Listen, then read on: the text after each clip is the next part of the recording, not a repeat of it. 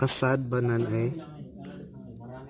At this point, you need to assign your u. So, we let u be equal to the first one. We let u be equal to x plus 2. We now need to differentiate both sides to get du. So you now have du equals to dx. Now substitute. The x plus 2 term will now turn into u raised to 4. So we write that down. Kanino? As well, the dx Kakit sa sa nagwapa? taas, sa numerator, it will turn into du. And what you're left with is 2x plus 1 and x minus 1. You can see how those things are related. So, I'm highlighting dx. dx from here turned into du. Now, what to do with x minus 1? We go back sa definition ng u. First, we solve for x. Transpose the 2 to the left side to get x equals to u minus 2. So that's what we did.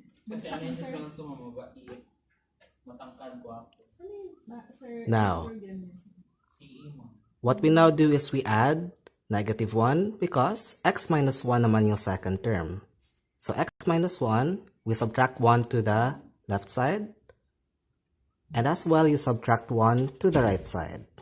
So u minus 2 minus 1 becomes u minus 3. u minus 3, you now substitute to x minus 1. Giving you quantity u minus 3 raised to 4.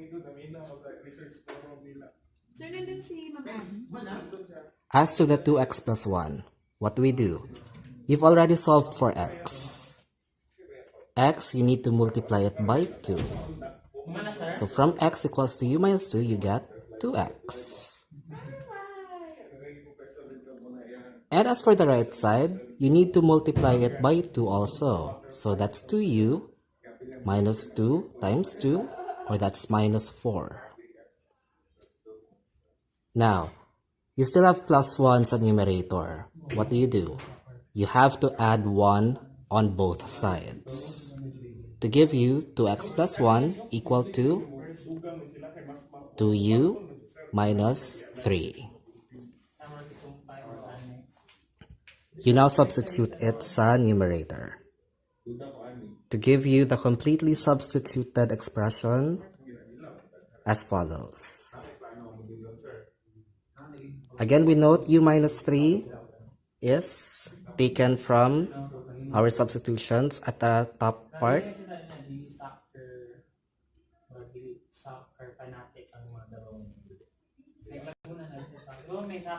If you notice, u raised to 4 and u minus 3 raised to 4, you can combine them. Same naman sila na exponent anyway. Combine those two, we now get u times u minus 3 raised to 4. The exponent, gipagawas nato.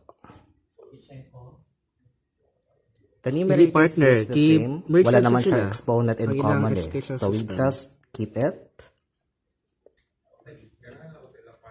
By bringing out the exponent 4, it makes it easier for us to multiply the denominator. Distribute now your u.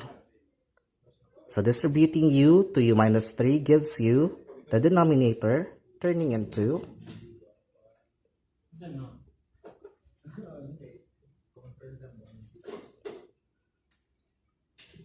u squared minus 3u quantity raised to 4. Copy the numerator again. Walay magbago sa iya ha.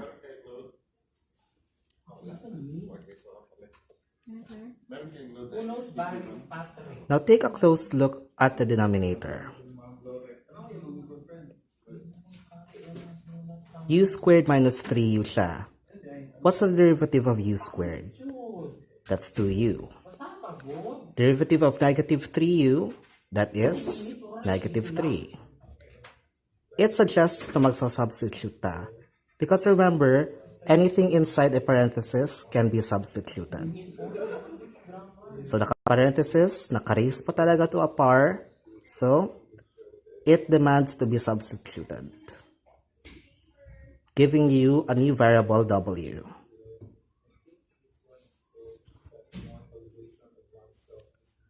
So now we substitute the denominator.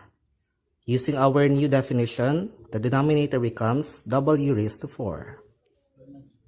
While for the numerator, 2u minus 3 du becomes dw. We take note again, exponents na negative ang sign simply represent those terms na nasa denominator. So we rewrote it as w raised to negative 4 dw. And now using your power rule, we can now integrate this quite easily. So the integral of w raised to negative 4 dw is now equal to negative 1/3 w raised to negative 3. And don't forget, plus c. Again, you need to substitute w back into our original variable. Look at the definition. W is equal to u squared minus 3u. So this one now becomes 3 multiplied by quantity w. Again, we take note from the definition. So w cubed becomes u squared minus 3u, quantity cube, plus c. U pa rin yan. So it's still not done. We still need to substitute it back into the x using our definition. So that's what we'll do to be able to finalize our answer.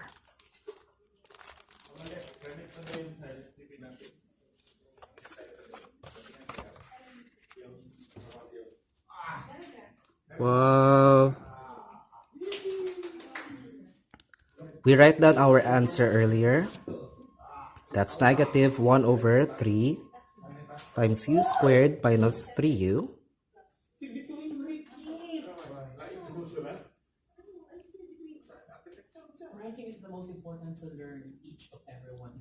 Quantity raised to the power of 3 plus c. Hala, ay kasad ba?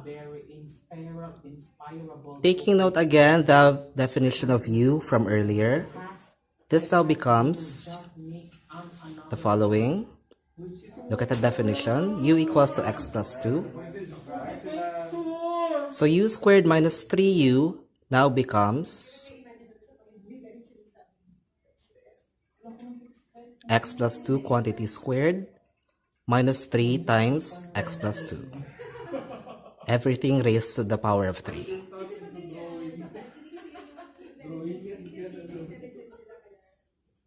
To make it more appealing to look at, we can easily expand the term inside the square bracket. Expanding that one allows us to completely simplify our answer. So expand x plus 2 quantity squared. That gives you x squared plus 4x plus 4.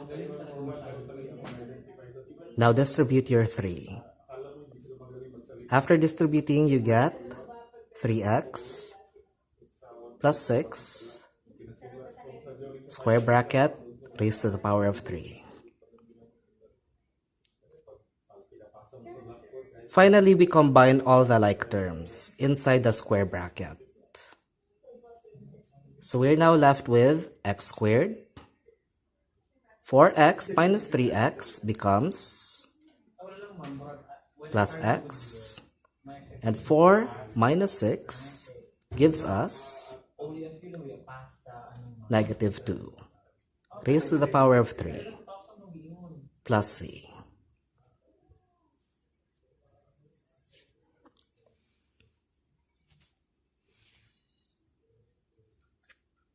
Una akong ginatuyo sa room ko nagpapasulat. Hindi na akong ginapasok.